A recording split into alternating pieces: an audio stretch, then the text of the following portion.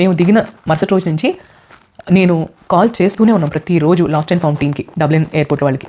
కానీ మీరు నమ్మరు, ఆ ఒక్క రోజు కూడా వాళ్ళ దగ్గర నుంచి రిప్లై పాజిటివ్గా రాలేదు. పైపెచ్చు చిన్న చిన్న బ్రేస్లెట్స్, గోల్డ్ వాచ్లు అన్నీ దొరుకుతున్నాయి.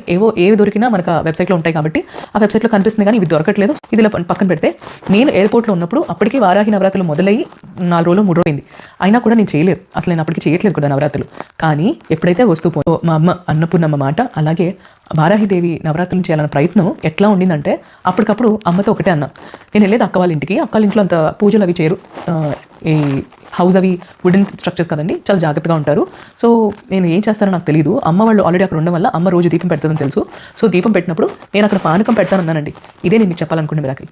అమ్మకి నేను పెట్టిందల్లా అక్కడ పానకం, అండ్ అమ్మవారి ఫోటో కూడా లేదు. మా బావగారు చాలా ఓపిక, అసలు ఆయనకున్న డివోషన్ కన్నా మించి ఆయన అడిగినందుకు ఒక పేపర్ ప్రింట్అవుట్ అమ్మ ఫోటో అండ్ అలా 10 నిమిషాల పూజకి సంబంధించిన ప్రింట్అవుట్స్ నాకు ఇచ్చారు.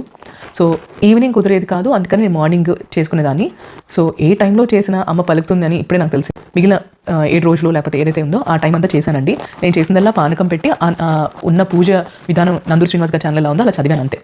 మీరు నమ్మరు, ఇది జరిగిన 15 రోజులకి అసలు అప్పుడు నేను అసలు నాన్ వెజ్ మానేయడం, ఇలా ఉండడం మా అక్క వాళ్ళందరూ చాలా వింతగానే అడిగారు. ఆఖరికి మా నాన్నగారికి కూడా ఆ వారాహిదేవి అవతారం తెలియదు. ఆయన చక్కగా పూజలు చేస్తారు. ఆ పూజలన్నీ అయిపోయి 15 రోజుల తర్వాత మేము కాలిఫోర్నియా ట్రిప్కి బయలుదేరుతుండగా ఆ రోజు వచ్చిందండి ఈమెయిల్, మీ బ్యాగ్ దొరికింది అని.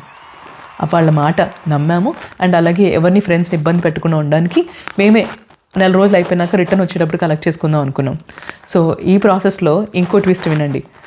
అంతా అయిపోయి నేను దిగాం డబ్లిన్ ఎయిర్పోర్ట్లో.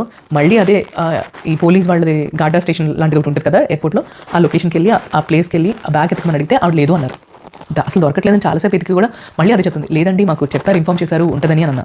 అంటే పెద్ద ఎక్స్పెక్టేషన్ ఉంటుంది కదా, ఇంకా దొరికింది కదా, ఇంకా అసలు భయం అయ్యేది కదా. ఫోన్ కూడా అక్కడే ఉంది. సో మళ్ళీ ఈ ట్విస్ట్ ఏంటి అనుకున్నాం. సడన్గా వారాహి అమ్మ వచ్చిందో మరి అక్కడ ఎవరు వచ్చారో తెలియలేదండి. సడన్గా నా వెనకాల నుంచి లోపలికి వెళ్ళి ఒక వ్యక్తి, అక్కడ ఏం డిస్కషన్ జరిగిందో నాకు తెలియదండి. అసలు నా కళ్ళ ముందు ఇంకో వ్యక్తి అలా ఎత్తుకుతూనే ఉన్నారు. రెండో వ్యక్తి వచ్చి అలా బ్యాగ్ అక్కడ పెట్టేసి మళ్ళీ వెళ్ళిపోయారు. వాళ్ళ ఫేస్ కూడా నేను సరిగ్గా చూడలేదు. సో మిరాకల్స్ లైఫ్లో జరుగుతూ ఉంటాయి. నమ్మకం గట్టిగా ఉంటే అండి ఏ పనైనా జరుగుతుందండి అమ్మవారి దయ. సో మనం మన అమ్మని, లేదా మనం నమ్మే గురువుని, లేకపోతే మీరు నమ్మే సైన్స్నైనా సరే గట్టిగా నమ్మండి. పాజిటివ్ ఎనర్జీ మీ ఇంటిళ్ళ పాదికి చేరుతుంది. అమ్మ వారాహి అమ్మ నవరాత్రుల టైంలో ఇది మీకు చెప్పాలని ఎప్పటి నుంచో వెయిట్ చేస్తున్నాను.